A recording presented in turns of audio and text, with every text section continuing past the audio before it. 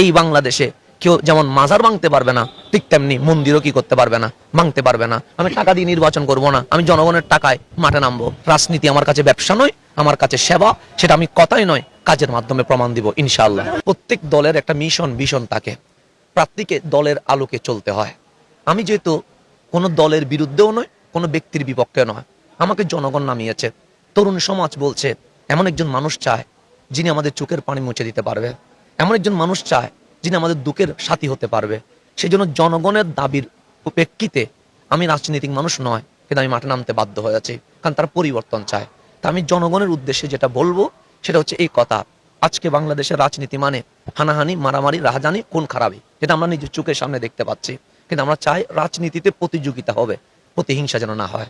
আমরা তো দিন শেষে সবাই বাংলার নাগরিক, আমাদেরকে একসাথে থাকতে হবে, এই দেশকে উন্নয়নে এগিয়ে আনতে হবে। এই রাজনীতির নোংরা মাঠটাকে সুন্দর করার জন্য সুন্দর কিছু মানুষের দরকার।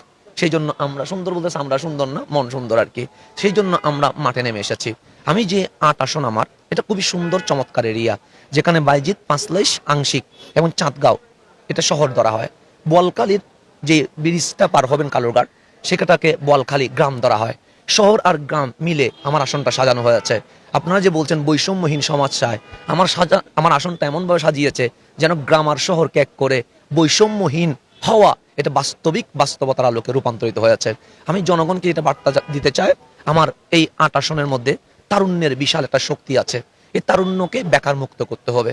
আজকে মানুষ বলছে যুবকদের, যুবতীদের নৈতিক অবক্ষয় হচ্ছে। অবক্ষয় হবে না কেন? তাকে যদি আমি এই সম্পদটাকে যদি আমি বেকার করে দিই, এই সম্পদটাকে যদি আমি নষ্ট করে দিই, এই সম্পদটাকে যদি আমি স্লোগানের মধ্যে ব্যস্ত রেখে আমি নির্বাচিত হওয়ার পর যদি খবর না নিই, এটার যদি চরিত্র হনন না হলে হনন হবে কার? সে কারণে এই তরুণী সমাজকে বেকার মুক্ত করার জন্য আমার ইস্তাহার থাকবে। এইদের জন্য আমি আইটি সেন্টার খুলে একটা আইটি প্রশিক্ষণের ব্যবস্থা করব, একটা শহরে একটা গ্রামে ইনশাল্লাহ। আমি অলরেডি চুয়েটের সাথে কথা বলেছি, কারণ আমরা কথাই নয় কাজে বিশ্বাসী।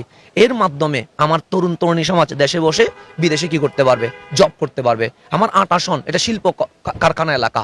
এখানে আমার রাজনীতিতে ২ নাম্বার দ্বারাই লেখা আছে, মুসলমান মসজিদে যাবে, হিন্দু মন্দিরে যাবে, ইহুদি তিনি উপাসনালয়ে যাবে, খ্রিস্টান গির্জায় যাবে। দিন শেষে দেশের জন্য, রাষ্ট্রের জন্য সবাই একসাথে কি করবে, কাজ করবে। সুতরাং আমার যে মিশন, আমার যে ভিশন, এই বাংলাদেশে কেউ যেমন মাজার ভাঙতে পারবে না, ঠিক তেমনি মন্দিরও কি করতে পারবে না, ভাঙতে পারবে না। সবাই একসাথে কাজ করবে। দ্বিতীয়ত, মহিলাদের জন্য যে ভাতা আছে, বয়স্কদের জন্য যে ভাতা আছে, এই ভাতা সঠিক জায়গায় যেন পৌঁছে। কারণ আমরা চাই হাত যেন দুর্নীতিতে কি না হোক, যুক্ত না হোক, এই হাত যেন রক্তে লাল না হোক। আমরা চাই জনগণের অধিকার জনগণের কাছে কি হোক, পৌঁছে যাক। সেই জন্য আমার ৮ আসনের মানুষ নিশ্চিত থাকতে পারবে হাসান হাজারী দুর্নীতি করবে না। কেন? এই কারণে নিশ্চিত থাকতে পারবে, আমি টাকা দিয়ে ভোট কিনবো না, আমি টাকা দিয়ে নির্বাচন করব না, আমি জনগণের টাকায় মাঠে নামবো। কারণ আমি যদি এখন ৫০০ টাকা খরচ করি, আমার মাথায় থাকবে এটা ইনভেস্ট করেছি, ৫,০০০ লাভ করতে হবে। সুতরাং আমি যেহেতু ইনভেস্ট করছি না, আমার কাছে লাভ করার কোনো দরকার নাই। রাজনীতি আমার কাছে ব্যবসা নয়, আমার কাছে সেবা। সেটা আমি কথাই নয়, কাজের মাধ্যমে প্রমাণ দিব ইনশাআল্লাহ। আমরা জাতির কাছে, প্রশাসনের কাছে, দিন শেষে অন্তর্বর্তীকালীন সরকারের কাছে আমাদের একটা দাবি থাকবে, সুষ্ঠু নির্বাচনটা দিয়ে দেখেন, বাংলার 18 কোটি আপামর জনতা আপনাদের জন্য দোয়া করবে।